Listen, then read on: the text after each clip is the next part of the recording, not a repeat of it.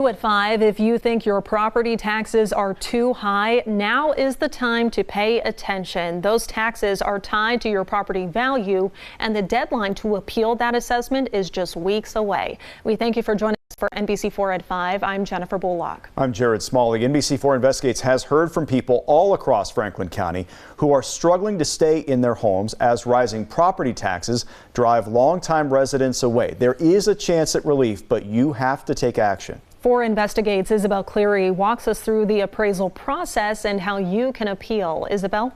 Jen, Jared, I got to see how appraisers reassess destroyed and damaged properties, and it gave insight into how the mass reappraisal works. Every 6 years, by law, your county reassesses your home's value. The last one was in 2023, and Central Ohio saw a historic increase. A home is evaluated on improvements, recent sales around it, and neighborhood appeal. You pay real estate taxes on the assessed value, 35% of the property's value. The rest of the tax bill comes from levies. However, you can appeal the part that comes from your property value. We're here today looking at a damaged and destroyed property. On a cold February day, 2 appraisers showed NBC4 Investigates how they assess properties. Application was submitted to our office. Today, the application mentioned that the property experienced some fire damage. This home in North Columbus is now gone, which means the owners don't have to pay as much in property taxes. If there is a damaged or destroyed property, we strongly encourage those property owners to contact us.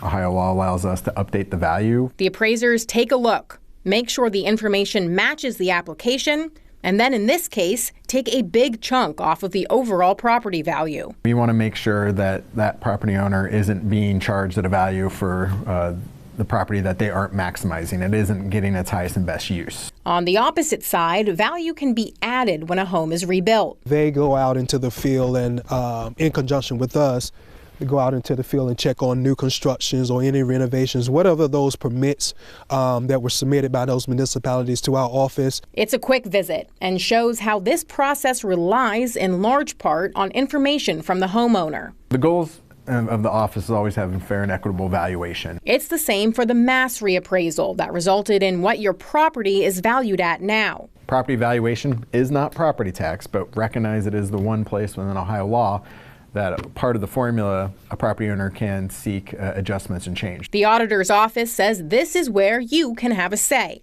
Take a look at your property on their website. Do the number of bedrooms match? The bathrooms? And we're really focused on, do you feel the valuation is what you would maybe list it if you were going to put it for sale today? If not, that's where the Board of Revisions comes into play. If you feel it's too high or too low, that's who would be the best candidates for a successful Board of Revision filing.